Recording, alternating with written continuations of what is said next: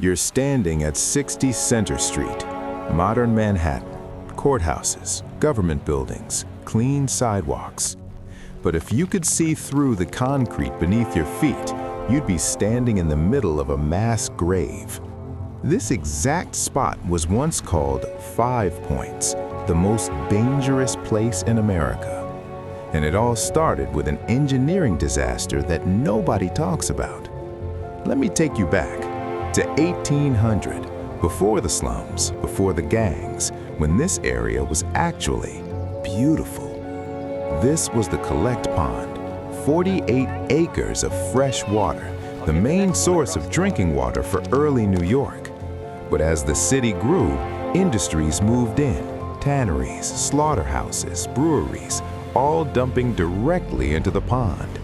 By 1810, the Collect Pond wasn't beautiful anymore. It was a toxic cesspool. The smell could be detected miles away. The city's solution? Fill it in, cover it up, pretend it never existed. Here's where the disaster begins. They didn't use clean fill. They used whatever was cheapest: garbage, sewage, construction debris, rotting organic matter. The ground never settled. It couldn't. The organic material underneath kept decomposing, releasing methane, creating voids. But the city didn't care. They sold the land to developers, cheap. By the 1820s, wooden tenements started going up, 3 stories, 4 stories, 5 stories high, all built on garbage. Within months, the buildings started sinking, tilting, cracking. Cellars filled with contaminated groundwater, a toxic soup of sewage and decomposing waste. The wealthy who had built these tenements as investments, they fled immediately. But the city's poorest couldn't leave. Irish immigrants fleeing famine, German refugees, free black families with nowhere else to go. They moved into the sinking buildings because they had no choice. The rent was the only thing they could afford. Single rooms housed 20 people, entire families in spaces meant for one person. There was no running water, no ventilation, no sunlight in most rooms. The smell was unimaginable: sewage, rotting garbage, unwashed bodies, death. Disease spread like fire: cholera, typhoid, tuberculosis. In 1849, a cholera epidemic killed 5,000 New Yorkers, most of them here.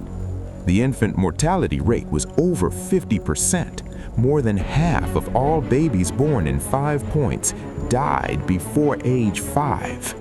And in the center of all this horror stood one building that became legendary: the Old Brewery. It had been a brewery in the 1790s. By 1837, it was a tenement, the deadliest building in America. Over 1,000 people lived inside, in rooms, in hallways, in the basement, in spaces that weren't meant for humans. The basement level was called the Den of Thieves. It was where the most violent criminals lived, where stolen goods were sold, where people went to disappear. Police wouldn't enter the Old Brewery, even in groups. They'd wait outside or not come at all. It was said that a murder happened in the Old Brewery every single night for years. But it wasn't just random violence. This is where 5 Points gangs were born, and they were nothing like the movies. The Dead Rabbits, the Plug Uglies, the Shirt Tails, the 40 Thieves. These weren't street gangs, they were survival tribes. The real Bill the Butcher was William Poole, a bare-knuckle boxer, a member of the Bowery Boys gang, and a violent nativist who hated immigrants. Poole and the Bowery Boys wore red shirts and stovepipe hats. They believed America belonged to native-born citizens, not the Irish, not the Germans.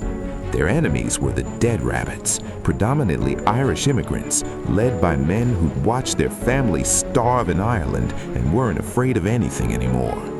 The dead rabbit on a pike wasn't just a symbol, it was a warning. We're already dead. We have nothing to lose. For years, these gangs fought for control of 5 Points, small skirmishes, ambushes, brutal beatings. But on July 4th, 1857, everything exploded. The Dead Rabbits and Bowery Boys went to war, over 1,000 men, armed with clubs, knives, bricks, paving stones ripped from the ground. The battle lasted 2 days. Witnesses said you could hear the screaming from a mile away. The police tried to stop them. The gangs beat them back. The city sent the militia. The gangs fought them too. By the time the state militia finally ended it with bayonets, 8 people were officially dead. The real number was probably 10 times that. This was the moment New York's elite realized 5 Points couldn't be ignored anymore. It was a stain on the city, a source of shame. Reformers began documenting the conditions. Jacob Riis, the photographer, captured images that shocked the nation. His book, How the Other Half Lived, finally showed America what poverty looked like, what they'd been ignoring. The old brewery was demolished in 1852. When they tore it down, they found bones, dozens of skeletons, victims who had been murdered and hidden in the walls. By the 1880s, the worst tenements were being torn down. New civic buildings were rising. 5 Points was being erased. The Italian and Chinese immigrants who moved in changed the neighborhood's character. The Irish moved up and out to Brooklyn, to Queens. By 1900, the 5-pointed intersection itself was eliminated. The streets were rerouted. The name disappeared from maps. By 2020, there was almost nothing left of 5 Points, just memories and mass graves under the pavement. Today, Columbus Park sits where some of the worst tenements once stood. The courthouses at 60 Center Street occupy the ground where the old brewery stood, where 1,000 people lived in hell. There are no plaques, no monuments, no markers explaining what happened here. The city would prefer you didn't know, that you just walk past, that history stays buried. But here's what they don't want you to understand.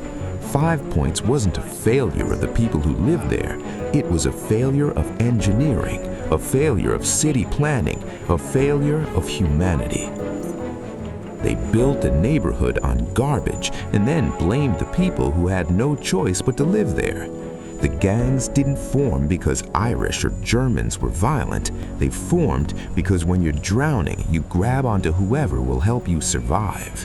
And the violence, that came from a society that treated immigrants as disposable, as less than human. The real story of 5 Points isn't about criminals. It's about what happens when a city fails its people, when profit matters more than lives, when the powerful would rather hide problems than solve them. So the next time you walk through Lower Manhattan, remember, you're walking on graves, on forgotten stories, on erased history. Remember the children who died of diseases that were completely preventable, the families torn apart by violence born from desperation. Remember that this was America, not the America we celebrate, but the America that actually existed. This was 5 Points, the real gangs of New York, built on garbage, drowned in greed, and buried beneath progress. If this opened your eyes to the history they erased, leave a comment.